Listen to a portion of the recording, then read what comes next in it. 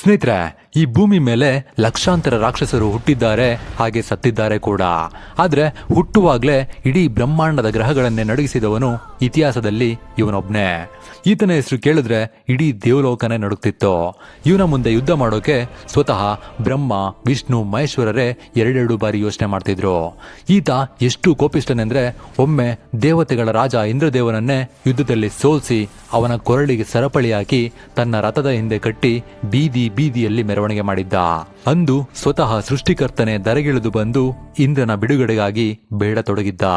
ಸ್ನೇಹಿತರೆ, ನಿಮ್ಗೆಲ್ರಿಗೂ ಗೊತ್ತಿರೋ ಹಾಗೆ ಶ್ರೀರಾಮ ಅಂದ್ರೆ ಸಾಕ್ಷಾತ್ ವಿಷ್ಣುವಿನ ಅವತಾರ. ಆದ್ರೆ ಈತ ಆ ರಾಮ ಲಕ್ಷ್ಮಣರನ್ನೇ ಯುದ್ಧದಲ್ಲಿ ಎರಡೆರಡು ಬಾರಿ ಸೋಲಿಸಿ ಸಾವಿನ ದವಡೆಗೆ ತಳ್ಳಿದ್ದ ಏಕೈಕ ವೀರ. ಈತ ತನ್ನ ಮಾಯಾವಿದ್ಯೆ ಬಳಸಿ ರಾಮ ಲಕ್ಷ್ಮಣ ಮತ್ತು ವಾನರ ಸೇನೆಯ ಮುಂದೆಯೇ ಸೀತೆಯ ಶಿರಚ್ಛೇದನ ಮಾಡಿದ್ದ. ಅಂದು ಇವನ ಮಾಯಾಜಾಲದ ಮುಂದೆ ಇಡೀ ವಾನರ ಸೇನೆಯೇ ಕಣ್ಣೀರು ಹಾಕಿತ್ತು. ಹನುಮಂತನೇ ದಾರಿ ಕಾಣದೆ ಸ್ತಬ್ಧನಾಗಿ ಹೋಗಿದ್ದ. ಈತ ಸಾಮಾನ್ಯ ರಾಜಕುಮಾರನಾಗಿರಲಿಲ್ಲ. ಈತ ಅಸುರರ ಗುರು ಶುಕ್ರಾಚಾರ್ಯರಿಂದ ವಿದ್ಯೆ ಕಲಿತಿದ್ದ. ಪ್ರಪಂಚದ ಅತ್ಯಂತ ಭಯಾನಕ ಅಸ್ತ್ರಗಳಾದ ಬ್ರಹ್ಮಾಸ್ತ್ರ, ನಾರಾಯಣಾಸ್ತ್ರ ಮತ್ತು ಪಾಶುಪತಾಸ್ತ್ರ ಹೊಂದಿದ್ದ ಏಕೈಕ ಯೋಧ ಈ ಮೇಘನಾದ. ಈತ ಶತ್ರುಗಳ ಕತ್ತಿಗಿಂತ ಅವರ ಮನಸ್ಸಿನ ಜೊತೆ ಆಟವಾಡ್ತಿದ್ದ. ಅವರನ್ನ ಮಾನಸಿಕವಾಗಿ ಹೇಗೆ ಕೊಲ್ಲಬೇಕು ಅಂತ ಇವನಿಗೆ ತಿಳಿದಿತ್ತು. ಈತ ಜನಿಸುವಾಗ ಈತನ ತಂದೆಗೆ ಒಂದು ಬಯಕೆ ಮೂಡಿತ್ತು. ತನ್ನ ಸಂತಾನ ಇಡೀ ಪ್ರಪಂಚದಲ್ಲೇ ಅತ್ಯಂತ ಬಲಶಾಲಿಯಾಗಿ ಜನಿಸಬೇಕು, ಆತನನ್ನ ಸೋಲಿಸಲು ಸಾಯಿಸಲು ಯಾರಿಂದಲೂ ಸಾಧ್ಯವಾಗಬಾರ್ದು ಎಂದು ತನ್ನ ಶಕ್ತಿಯನ್ನೆಲ್ಲ ಬಳಸಿ ನವಗ್ರಹಗಳನ್ನೆಲ್ಲ ಎದುರಿಸಿ ಬೆದರಿಸಿ ತನ್ನ ಮಗ ಹುಟ್ಟುವಾಗ ನೀವೆಲ್ಲರೂ ಆತನ ಕುಂಡಲಿಯ 11ನೇ ಮನೆಯಲ್ಲೇ ಇರಬೇಕು ಎಂದು ಆಜ್ಞೆ ಮಾಡಿದ್ದ. ಸ್ನೇಹಿತರೆ, ಜ್ಯೋತಿಷ್ಯ ಶಾಸ್ತ್ರದ ಪ್ರಕಾರ ಎಲ್ಲಾ ಗ್ರಹಗಳು ಆ ಮನೆಯಲ್ಲೇ ಇದ್ದರೆ ಹುಟ್ಟುವ ಮಗು ಅಜೇಯನಾಗ್ತಾನೆ ಎಂಬ ನಂಬಿಕೆ ಇದೆ. ಆದ್ರೆ ಶನಿದೇವ ಮಾತ್ರ ರಾವಣನ ಕಣ್ತಪ್ಪಿಸಿ 12ನೇ ಮನೆಗೆ ಕಾಲಿಟ್ಟು ಮುಂದೆ ಅವನ ಜಾತಕದಲ್ಲಿ ಒಂದು ಸಣ್ಣ ಸಾವಿನ ರಹಸ್ಯ ಅಡಗಿ ಕೂರುವಂತೆ ಮಾಡಿದ್ದ. ಈತನಿಗೆ ಒಂದು ರಹಸ್ಯವಾದ ವರವಿತ್ತು. ಯಾರು ಸತತವಾಗಿ 14 ವರ್ಷಗಳ ಕಾಲ ಒಂದೂ ಕ್ಷಣವೂ ಸಹ ನಿದ್ರೆಗೆ ಜಾರಿರುವುದಿಲ್ಲವೋ ಆತನಿಂದ ಮಾತ್ರವೇ ಈತನಿಗೆ ಸಾವು ಸಂಭವಿಸಬಹುದು ಎಂದು. ಇದು ಯಾವ ದೇವಮಾನವನಾದರೂ ಸರಿಯೇ ಅಸಾಧ್ಯದ ಮಾತಾಗಿತ್ತು. ಹಾಗಾದ್ರೆ ಸಾವೇ ಇಲ್ಲದ, ವಿಜ್ಞಾನಕ್ಕೂ ನಿಲುಕದ, ಅಜೇಯನಾಗಿದ್ದ ರಾವಣನ ಮಗ ಮೇಘನಾದ ಕೊನೆಗೂ ಸತ್ತಿದ್ದಾದ್ರೂ ಹೇಗೆ? ಆತನ ಸಾವಿನ ರಹಸ್ಯದ ಗುಟ್ಟನ್ನ ರಟ್ಟು ಮಾಡಿದವರಾದ್ರೂ ಯಾರು? ಈತನ ರಕ್ತ ಸಂಬಂಧಿಯೇ ಏಕೆ ಈತನ ಮರಣಶಾಸ್ತ್ರವನ್ನ ರಚಿಸಿದ್ದ ಎಂಬಂತಹ 10 ಹಲವು ರಹಸ್ಯ ಮಾಹಿತಿಗಳನ್ನ ಈ ವಿಡಿಯೋದಲ್ಲಿ ನೋಡೋಣ. ನೀವು ನಮ್ಮ ಚಾನಲ್ಗೆ ಹೊಸಬರಾಗಿದ್ರೆ ಸಬ್ಸ್ಕ್ರೈಬ್ ಮಾಡ್ಕೊಳ್ಳೋದನ್ನ ಮಾತ್ರ ಮರಿಬೇಡಿ.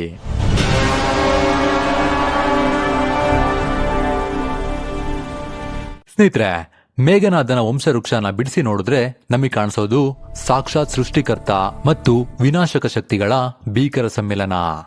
ಎಲ್ರೂ ಇವನನ್ನ ರಾಕ್ಷಸ ಅಂತಾರೆ, ಆದ್ರೆ ಇವನ ಮುತ್ತಜ್ಜ ಬೇರಾರೂ ಅಲ್ಲ, ಸ್ವತಃ ಈ ಜಗತ್ತನ್ನು ಸೃಷ್ಟಿಸಿದ ಬ್ರಹ್ಮದೇವ.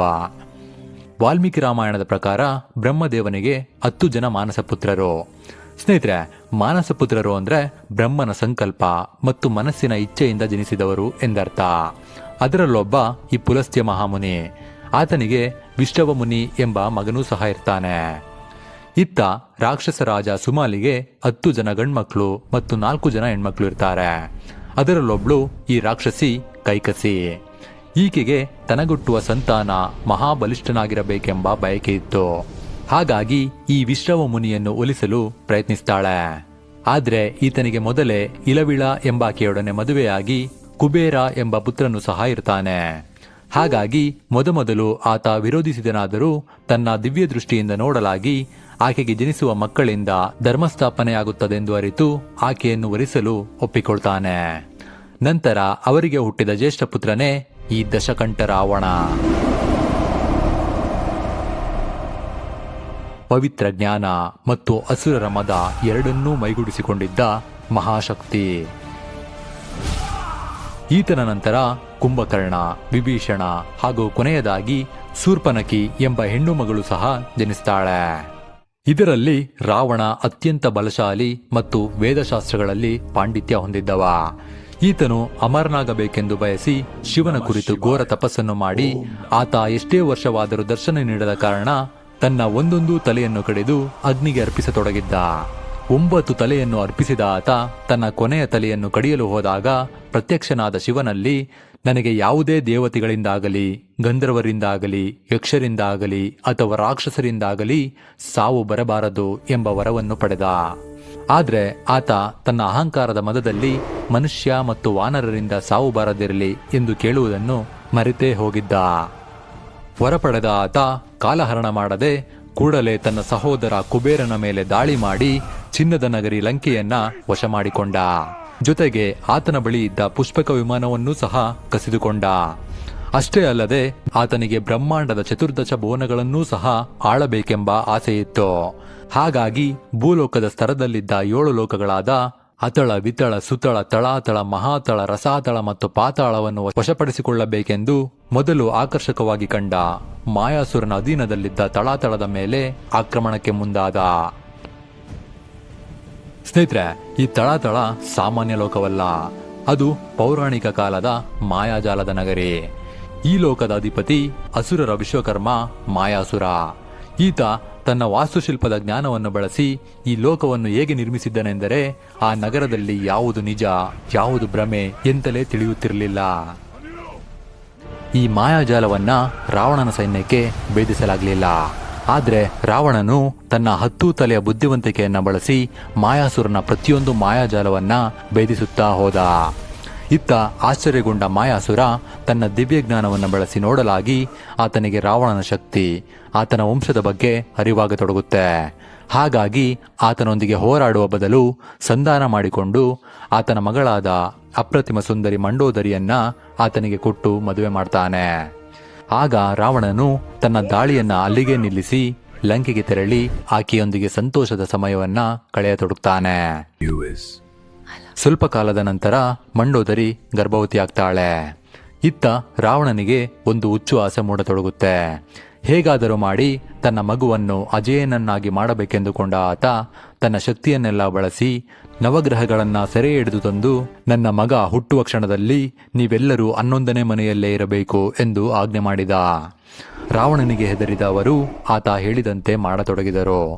ಆದರೆ ಶನಿದೇವನಿಗೆ ಗೊತ್ತಿತ್ತು, ಇಂತಹ ರಾಕ್ಷಸನಿಗೆ ಅಧರ್ಮಿ ಮಗ ಹುಟ್ಟಿ ಆತ ಅಜೇಯನಾದರೆ ಲೋಕಕ್ಕೆ ಕಂಟಕವಾಗಬಹುದೆಂದು ಅರಿತು ಮಗು ಜನಿಸುವ ಕಡೆ ಕ್ಷಣದಲ್ಲಿ ತನ್ನ ಒಂದು ಕಾಲನ್ನು 12ನೇ ಮನೆಗೆ ಚಾಚಿ ಆತನ ಜಾತಕದಲ್ಲಿ ಒಂದು ಸಣ್ಣ ಸಾವಿನ ರಹಸ್ಯವನ್ನ ಕೂರುವಂತೆ ಮಾಡಿದ್ದ. ಇತ್ತ ಮಗು ಜನಿಸಿದಾಗ ಇಡೀ ಲಂಕೆಯೇ ನಡುಗಿ ಹೋಯಿತು. ಆತನ ಅಳು ಆಕಾಶದಲ್ಲಿ ಸಿಡಿಲು ಬಡಿದಂತೆ, ಕಾರ್ಮೋಡಗಳು ಗರ್ಜಿಸಿದಂತೆ ಶಬ್ದ ಮಾಡತೊಡಗಿತು. ಹಾಗಾಗಿ ಆತನಿಗೆ ಮೇಘನಾದ ಎಂದು ಹೆಸರಿಟ್ಟರು. ಮೇಘನಾದ ತನ್ನ ಬಾಲ್ಯದ ಹೆಚ್ಚಿನ ಸಮಯವನ್ನ ಕಳೆದಿದ್ದು ಲಂಕೆಯ ಸ್ವರ್ಣದ ಅರಮನೆಯಲ್ಲ, ಮಾಯಾನಗರಿ ತಳಾತಳ ಲೋಕದಲ್ಲಿ, ತನ್ನ ತಾತ ಮಾಯಾಸುರನ ಬಳಿಯಲ್ಲಿ. ಬೇರೆ ಮಕ್ಕಳು ಬಾಣ ಬಿಡುವುದನ್ನು ಕಲಿಯುವ ವಯಸ್ಸಿನಲ್ಲಿ ಮೇಘನಾದ ಗಾಳಿಯಲ್ಲಿ ಅದೃಶ್ಯನಾಗುವುದು, ಶತ್ರುಗಳ ಕಣ್ಣಿಗೆ ಭ್ರಮೆ ಹುಟ್ಟಿಸುವುದನ್ನು ಕರಗತ ಮಾಡಿಕೊಂಡಿದ್ದ. 10 ವರ್ಷ ತುಂಬುವಷ್ಟರಲ್ಲೇ ಅದ್ಭುತ ಬಿಲ್ಲುಗಾರನೆನಿಸಿಕೊಂಡ ಈತ ಅಸುರರ ಗುರು ಶುಕ್ರಾಚಾರ್ಯರ ಮಾರ್ಗದರ್ಶನದಲ್ಲಿ ದೇವತೆಗಳಿಗೂ ಸಿಗದಂತಹ ಅಸ್ತ್ರಗಳನ್ನ ಸಂಪಾದಿಸಿದ್ದ. ಕುಲಗುರುಗಳಾದ ಶುಕ್ರಾಚಾರ್ಯರು ಅಸುರರ ರಕ್ಷಣೆಗಾಗಿ ಅತ್ಯಂತ ಕಠಿಣವಾದ ಮಂತ್ರಗಳನ್ನ ಈತನಿಗೆ ಕಲಿಸಿದ್ರು. ನಂತರ ಈತ ದೇವತೆಗಳ ವಿರುದ್ಧ ನಡೆದ ಯುದ್ಧದಲ್ಲಿ ತೋರಿದ ಪರಾಕ್ರಮವನ್ನು ಕಂಡು ಈತನಿಗೆ ನಾರಾಯಣಾಸ್ತ್ರವನ್ನೂ ಸಹ ಧಾರೆ ಎರೆದಿದ್ರು. ಇದನ್ನ ಶುಕ್ರಾಚಾರ್ಯರು ವಿಷ್ಣುವಿನ ಕುರಿತು ಘೋರ ತಪಸ್ಸನ್ನು ಮಾಡಿ ಪಡೆದಿದ್ರು. ಇತ್ತ ಮೇಘನಾದನ ತಾತ ಮಾಯಾಸುರ ಅಪ್ರತಿಮ ಶಿವಭಕ್ತನಾಗಿದ್ದರಿಂದ ಶಿವನನ್ನು ಒಲಿಸಿಕೊಳ್ಳುವ ಗುಪ್ತ ಮಂತ್ರಗಳನ್ನೂ ಸಹ ಈತನಿಗೆ ಬೋಧಿಸಿದ್ದ. ಅನಂತರ ಈತ ಶಿವನ ಕುರಿತು ಘೋರವಾದ ತಾಮಸ ತಪಸ್ಸನ್ನು ಮಾಡಿ ಮಹಾದೇವನನ್ನು ಒಲಿಸಿಕೊಂಡು ಆತನಿಂದ ಇಡೀ ಸೃಷ್ಟಿಯನ್ನೇ ನಾಶ ಮಾಡಬಲ್ಲ ಶಕ್ತಿ ಹೊಂದಿದ್ದ ಪಾಶುಪತಾಸ್ತ್ರವನ್ನು ಸಹ ಸಂಪಾದಿಸಿದ್ದ. ಇತ್ತ ಮೊದಲೇ ಹೇಳಿದಂತೆ ರಾವಣನಿಗೆ ಚತುರ್ದಶ ಭುವನಗಳನ್ನ ಗೆಲ್ಲುವ ಹಂಬಲ ಪೂರ್ಣವಾಗಿರಲಿಲ್ಲ. ಹಾಗಾಗಿ ತನ್ನ ಪುಷ್ಪಕ ವಿಮಾನವನ್ನೇರಿ ತನ್ನ ಬಲಾಢ್ಯ ಸೈನ್ಯದ ಜೊತೆ ಸ್ವರ್ಗಲೋಕಕ್ಕೆ ಲಗ್ಗೆ ಇಟ್ಟ. ಈತ ಸ್ವರ್ಗದ ಬಾಗಿಲಲ್ಲಿ ನಿಂತು ಅಬ್ಬರಿಸಲಾಗಿ ದೇವತೆಗಳ ಎದೆಯಲ್ಲಿ ನಡುಕ ಶುರುವಾಯಿತು. ಇತ್ತ ಇಂದ್ರದೇವ ತನ್ನ ಐರಾವತದ ಮೇಲೆ ಕುಳಿತು ದೇವತೆಗಳ ಸೈನ್ಯವನ್ನು ಒಗ್ಗೂಡಿಸಿ ರಾವಣನ ಎದುರಿಗೆ ಬಂದ.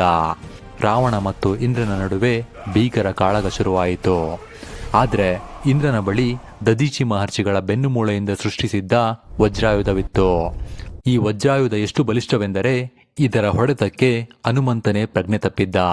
ಅಂತಹ ವಜ್ರಾಯುಧವನ್ನ ರಾವಣನು ಎದುರಿಸಲಾಗದೆ ರಥದಿಂದ ಕೆಳಗೆ ಬಿದ್ದು ಪ್ರಜ್ಞೆ ತಪ್ಪಿ ಹೋದ.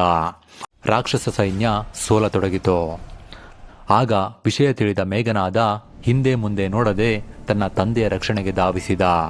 ಆತನ ರಭಸಕ್ಕೆ ಆಕಾಶದ ಮೋಡಗಳೇ ಸೀಳಿ ಹೋದವು.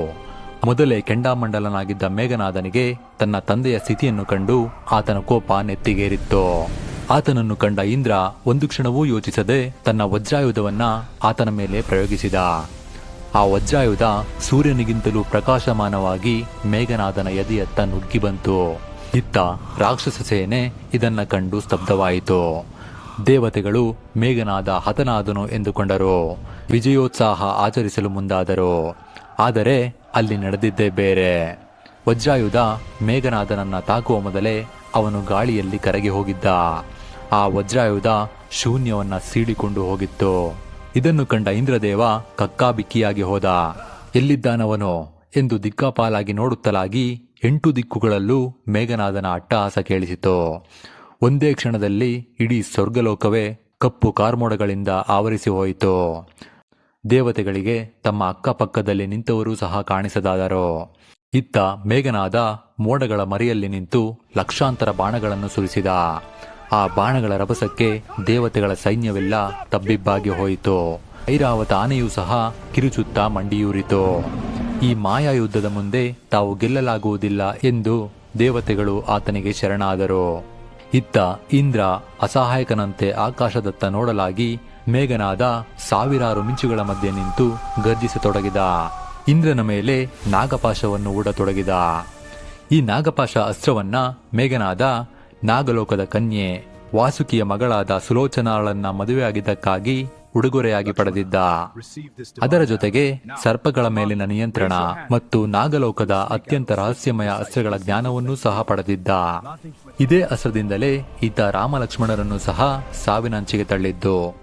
ಈ ಪಾಶವನ್ನ ಈತ ಇಂದ್ರನ ಮೇಲೆ ಹೂಡಲಾಗಿ ಇಂದ್ರ ಆ ಪಾಶಕ್ಕೆ ಸಿಲುಕಿ 100 ಸರ್ಪಗಳ ಕಡಿತಕ್ಕೆ ಒಳಗಾಗಿ ಉಸಿರಾಡಲಾಗದೆ ಕುಸಿದು ಬಿದ್ದ. ಅಂದು ದೇವಲೋಕದ ಅಧಿಪತಿ, ಐರಾವತದ ಒಡೆಯ, ವಜ್ರಾಯುಧದ ಮಾಲೀಕ ಇಂದ್ರದೇವ ಕೇವಲ 20 ವರ್ಷದ ಯುವಕನ ಕಾಲಡಿಯಲ್ಲಿ ಬಂದಿಯಾಗಿ ಹೋದ. ಇಂದ್ರನನ್ನು ಗೆದ್ದ ಈತನಿಗೆ ಇಂದ್ರಜೀತು ಎಂಬ ಬಿರುದೂ ಸಹ ಬಂತು. ಆತ ಅಂದು ಬರೀ ಇಂದ್ರನನ್ನ ಗೆಲ್ಲಲಿಲ್ಲ, ಇಡೀ ದೇವತೆಗಳ ಅಹಂಕಾರವನ್ನೇ ಸೀಳಿ ಹಾಕಿದ್ದ. ಅಂದು ರಾವಣನಿಗೆ ತನ್ನ ಮಗನ ನಿಜವಾದ ಶಕ್ತಿ ಅರ್ಥವಾಗಿತ್ತು. ಆತ ಗರ್ವದಿಂದ ಬೀಗುತ್ತಾ ವಿಜಯದನಗೆ ಬೀರತೊಡಗಿದ. ನಂತರ ಮೇಘನಾದ ಅವರನ್ನೆಲ್ಲ ಸರಪಳಿಯಲ್ಲಿ ಬಿಗಿದು ತನ್ನ ರಥದ ಹಿಂದೆ ಕಟ್ಟಿ ಲಂಕೆಯ ಬೀದಿ ಬೀದಿಗಳಲ್ಲಿ ಮೆರವಣಿಗೆ ಮಾಡತೊಡಗಿದ. ಇಡೀ ರಾಕ್ಷಸ ಕುಲವೇ ಆತನನ್ನು ಕಂಡು ನಗುತ್ತಾ ಹೀಯಾಳಿಸತೊಡಗಿದರು. ಕೊನೆಗೆ ರಾವಣನ ಸಿಂಹಾಸನದ ಮುಂದೆ ಆತನನ್ನ ಮಂಡಿಯೂರಿ ಕೂರಿಸಲಾಯಿತು. ಇತ್ತ ಸದಾ ಉತ್ಸವಗಳಿಂದ ತುಂಬಿರುತ್ತಿದ್ದ ದೇವಲೋಕಕ್ಕೆ ಕತ್ತಲೆ ಆವರಿಸಿತು. ಅಪ್ಸರೆಯರು, ಗಂಧರ್ವರು ಮತ್ತು ಕಿನ್ನರು ಭಯದಿಂದ ಅವಿತು ಕುಳಿತರು. ದೇವತೆಗಳಿಗೆ ತಮ್ಮ ಅಸ್ತಿತ್ವದ ಮೇಲೆಯೇ ನಂಬಿಕೆ ಹೋಯಿತು. ಇಂದ್ರ ಸೆರೆಯಾದೊಡನೆ ಭೂಲೋಕ ಮತ್ತು ಸ್ವರ್ಗಲೋಕದ ನಡುವಿನ ಸಮತೋಲನ ತಪ್ಪಿಹೋಯಿತು. ಋತುಮಾನಗಳು ಬದಲಾದವು. ಐರಾವತ ತನ್ನ ಒಡೆಯನಿಲ್ಲದೆ ಮಂಡಿಯೂರಿತು. ದೇವಲೋಕ ಸ್ಮಶಾನದಂತೆ ಭಾಸವಾಯಿತು. ಕಂಗೆಟ್ಟ ಅಗ್ನಿ, ವಾಯು ಮತ್ತು ವರುಣ ದೇವತೆಗಳು ಇನ್ನಿತರ ದೇವತೆಗಳೊಂದಿಗೆ ಕೂಡಿ ಬ್ರಹ್ಮದೇವನ ಬಳಿಗೆ ಓಡಿದರು. ಅವರು ಎಷ್ಟರ ಮಟ್ಟಿಗೆ ಹೆದರಿದ್ದರು ಎಂದರೆ, ರಾವಣ ಈಗಲೇ ಬಂದು ನಮ್ಮನ್ನು ಸೆರೆ ಹಿಡಿಯಬಹುದು, ದಯವಿಟ್ಟು ಏನಾದರೂ ಮಾಡಿ ಎಂದು ಪ್ರಾರ್ಥಿಸತೊಡಗಿದರು. ಬ್ರಹ್ಮಾಂಡದ ಆಡಳಿತ ವ್ಯವಸ್ಥೆಯೇ ಕುಸಿದು ಬೀಳುವ ಹಂತಕ್ಕೆ ತಲುಪಿತು. ಇಂದ್ರನ ಪತ್ನಿ ಶಚೀದೇವಿ ತನ್ನ ಗಂಡನ ಪರಿಸ್ಥಿತಿಯನ್ನು ನೆನಪಿಸಿಕೊಳ್ಳುತ್ತಾ ಕಣ್ಣೀರಿಡತೊಡಗಿದಳು. ದೇವಲೋಕದ ಇತಿಹಾಸದಲ್ಲೇ ಒಬ್ಬ ರಾಕ್ಷಸ ಸ್ವರ್ಗಾಧಿಪತಿಯನ್ನ ಅಪಹರಿಸಿದ್ದು ಇದೇ ಮೊದಲು. ಇದು ಇಡೀ ದೇವಲೋಕಕ್ಕೆ ಆದ ಅತಿ ದೊಡ್ಡ ಮುಖಭಂಗದಂತಿತ್ತು. ಹಾಗಾಗಿ ಸ್ವತಃ ಸೃಷ್ಟಿಕರ್ತನೇ ಒಬ್ಬ ರಾಕ್ಷಸನ ಬಳಿಗೆ ಹೋಗಬೇಕಾದ ಪರಿಸ್ಥಿತಿ ಒದಗಿ ಬಂದಿತ್ತು. ಈತ ಲಂಕೆಗೆ ಬಂದೊಡನೆ ರಾವಣ ಮತ್ತು ಮೇಘನಾದ ಇಬ್ಬರೂ ಎದುರಿಗೆ ಬಂದು ವಂದಿಸಿದರು. ಏಕೆಂದ್ರೆ ಅವರೂ ಸಹ ಬ್ರಹ್ಮನ ವಂಶದವರೇ. ಮೇಘನಾದನ ಕಣ್ಣಿನಲ್ಲಿ ಇಂದ್ರನನ್ನು ಗೆದ್ದ ಗರ್ವವನ್ನು ಕಂಡ ಬ್ರಹ್ಮದೇವನು, ಪುತ್ರ, ನಿನ್ನ ಪರಾಕ್ರಮಕ್ಕೆ ಸಾಟಿಯಿಲ್ಲ. ನಿನ್ನನ್ನು ಕಂಡರೆ ನನಗೆ ಗರ್ವವಾಗುತ್ತಿದೆ. ಆದರೆ ದೇವತೆಗಳ ರಾಜನನ್ನು ಬಂಧಿಸುವುದು ಬ್ರಹ್ಮಾಂಡದ ನಿಯಮಕ್ಕೆ ವಿರುದ್ಧ. ಹಾಗಾಗಿ ಆತನನ್ನ ಬಿಡುಗಡೆ ಮಾಡು. ಬದಲಾಗಿ ನಿನಗೆ ನಾನು ಬ್ರಹ್ಮಾಸ್ತ್ರವನ್ನೇ ನೀಡುತ್ತೇನೆ ಎಂದು ಆತನಿಗೆ ತನ್ನ ಬ್ರಹ್ಮಾಸ್ತ್ರವನ್ನೇ ಧಾರೆ ಎರೆದ. ಅಲ್ಲಿಗೆ ಬ್ರಹ್ಮಾಂಡದಲ್ಲೇ ಅತ್ಯಂತ ಶಕ್ತಿಶಾಲಿಯಾದ ಬ್ರಹ್ಮಾಸ್ತ್ರ, ಪಾಶುಪತಾಸ್ತ್ರ ಮತ್ತು ನಾರಾಯಣಾಸ್ತ್ರವನ್ನ ಹೊಂದಿದ್ದ ಏಕೈಕ ವೀರನಾಗಿ ಮೇಘನಾದ ಹೊರಹೊಮ್ಮಿದ್ದ. ಆದರೆ ಈತನಿಗೆ ಅಷ್ಟು ಸಾಕಾಗಿರಲಿಲ್ಲ. ಹಾಗಾಗಿ ಇಂದ್ರನನ್ನು ಬಿಡಬೇಕಾದರೆ ನನಗೆ ಸಂಪೂರ್ಣ ಅಮರತ್ವವನ್ನು ದಯಪಾಲಿಸಿ ಎಂದು ಹಠ ಹಿಡಿದನು. ಆಗ ಬ್ರಹ್ಮದೇವನು ಸೃಷ್ಟಿಯ ನಿಯಮದಂತೆ ಹುಟ್ಟಿದ ಪ್ರತಿಯೊಬ್ಬರಿಗೂ ಸಹ ಸಾವು ನಿಶ್ಚಿತ, ಸಂಪೂರ್ಣ ಅಮರತ್ವವನ್ನು ದಯಪಾಲಿಸಲು ಸಾಧ್ಯವಿಲ್ಲ ಎಂದು ನಿರಾಕರಿಸಿದ. ಆಗ ಮೇಘನಾದ ತನ್ನ ಚಾಣಾಕ್ಷತನವನ್ನು ಉಪಯೋಗಿಸಿ ಆ ವರಕ್ಕೆ ಪರ್ಯಾಯವಾಗಿ ನಾನು ಪ್ರತಿ ಬಾರಿ ಯುದ್ಧಕ್ಕೆ ಹೋಗುವ ಮುನ್ನ ಲಂಕೆಯ ಒಂದು ರಹಸ್ಯವಾದ ಕಾಡಿನಲ್ಲಿ ನಿಕುಂಬಲಾ ದೇವಿಯ ಯಾಗವನ್ನು ಮಾಡುವೆ. ಆಗ ಆ ಅಗ್ನಿಕುಂಡದಿಂದ ದಿವ್ಯರಥ ಮತ್ತು ಕುದುರೆಗಳು ಪ್ರತ್ಯಕ್ಷವಾಗಬೇಕು. ನಾನು ಆ ರಥದ ಮೇಲೆ ಕುಳಿತು ಯುದ್ಧ ಮಾಡಲು ಹೊರಟರೆ ಇಡೀ ಬ್ರಹ್ಮಾಂಡದ ಯಾವುದೇ ಶಕ್ತಿ, ಯಾವುದೇ ಅಸ್ತ್ರ ಅಥವಾ ಯಾವುದೇ ದೇವತೆಯಾಗಲಿ ನನ್ನನ್ನು ಕೊಲ್ಲಲು ಸಾಧ್ಯವಾಗಬಾರದು. ನಾನು ಅಂದು ಅಜೇಯನಾಗಿರಬೇಕು ಎಂದು ಕೇಳುತ್ತಾನೆ. ಆಗ ಬ್ರಹ್ಮದೇವ ನಗುತ್ತಲೇ ತಥಾಸ್ತು ಅಂದೇ ಬಿಡ್ತಾನೆ. ಇದರರ್ಥ ಆ ರಥದ ಮೇಲಿದ್ದಾಗ ಇಂದ್ರಜಿತು ಸಾಕ್ಷಾತ್ ಕಾಲಭೈರವನಿಗೂ ಸಹ ಅಜೇಯ ಎಂದು. ನಂತರ ಬ್ರಹ್ಮದೇವನು ನೀನು ಆ ನಿಕುಂಬಲ ಯಾಗವನ್ನು ಪೂರ್ಣಗೊಳಿಸಿ ರಥದ ಮೇಲೆ ಕುಳಿತರೆ ಮಾತ್ರ ಆ ದಿನ ಅಜೇಯನಾಗುವೆ. ಒಂದು ವೇಳೆ ಯಾರಾದರೂ ಆ ಯಾಗವನ್ನು ಮಧ್ಯದಲ್ಲೇ ತಡೆದರೆ ಆತನಿಂದಲೇ ನಿನ್ನ ಸಾವು ಎಂದು ತಿಳಿಸಿದ್ದ. ಅಲ್ಲಿಗೆ ಬ್ರಹ್ಮನ ಮೊಮ್ಮಗ, ರಾವಣನ ಮಗ, ವಾಸುಕಿಯ ಅಳಿಯ, ಮಾಯಾಸುರನ ಮೊಮ್ಮಗ, ಶುಕ್ರಾಚಾರ್ಯರ ಶಿಷ್ಯ, ಮಾಯಾವಿದ್ಯೆಯಲ್ಲಿ ನಿಪುಣ, ನಾಗಪಾಶ ಅಸ್ತ್ರ ಹೊಂದಿದ್ದವ, ಬ್ರಹ್ಮಾಂಡದ 3 ದಿವ್ಯಾಸ್ತ್ರಗಳನ್ನು ಹೊಂದಿದ್ದ ಏಕೈಕನಿಗೆ ಈಗ ಅಜೇಯನಾಗುವ ವರವೂ ಸಹ ಸಿಕ್ಕಂಗಾಯ್ತು. ಈತ ಇಡೀ ಬ್ರಹ್ಮಾಂಡವನ್ನೇ ಗೆದ್ದಷ್ಟು ಸಂತೋಷಗೊಂಡು ಬೀಗತೊಡಗಿದ. ಆದರೆ ಸೃಷ್ಟಿಯ ಮಾಯೆ ಬೇರೆಯೇ ಆಗಿತ್ತು. ಸ್ನೇಹಿತರೆ, ಈ ಸಂಚಿಕೆಯಲ್ಲಿ ಮೇಘನಾದನ ವಂಶವೃಕ್ಷ, ಆತನ ಬಾಲ್ಯ, ಆತನ ಬಳಿ ಇದ್ದ ಶಸ್ತ್ರಗಳು, ಆತನಿಗಿದ್ದ ವರಗಳು, ಇಂತಹ ಹಲವಾರು ಮಾಹಿತಿಗಳನ್ನ ತಿಳಿಸಿದ್ದೇನೆ. ಮುಂದಿನ ವಿಡಿಯೋದಲ್ಲಿ ಈತ ರಾಮಲಕ್ಷ್ಮಣರನ್ನು ಹೇಗೆ ಸೋಲಿಸಿದ್ದ, ಆಂಜನೇಯನನ್ನ ಹೇಗೆ ಸೆರೆ ಹಿಡಿದ, ಆತನ ಸಾವಿಗೆ ಕಾರಣನಾದ ಆ ದ್ರೋಹಿ ಯಾರು ಎಂಬ ಹಲವಾರು ವಿಷಯಗಳನ್ನ ತಿಳಿಸ್ತೀನಿ. ಈ ಸಂಚಿಕೆ ನಿಮಗೆ ಇಷ್ಟ ಆಗಿದ್ರೆ ಇದಕ್ಕೊಂದು ಲೈಕ್ ಮಾಡಿ, ನಿಮ್ಮ ಪ್ರೀತಿ ಪಾತ್ರರಿಗೆ ಶೇರ್ ಮಾಡಿ. ನೀವು ಯಾವ ಊರಿಂದ ಈ ವಿಡಿಯೋನ ನೋಡ್ತಿದ್ದೀರಾ ಅಂತ ಕಮೆಂಟ್ ಮಾಡಿ ತಿಳಿಸಿ. ಕಮೆಂಟ್ ಬಾಕ್ಸಲ್ಲಿ ಯಾವ ಊರು ಅತಿ ಹೆಚ್ಚು ವೋಟ್ ತಗೊಳುತ್ತೆ ಅಂತ ನೋಡೋಣ. ಕೊನೆಯದಾಗಿ ಸಾಧ್ಯವಾದರೆ ಮಾತ್ರ ಸಬ್ಸ್ಕ್ರೈಬ್ ಮಾಡ್ಕೊಳ್ಳಿ.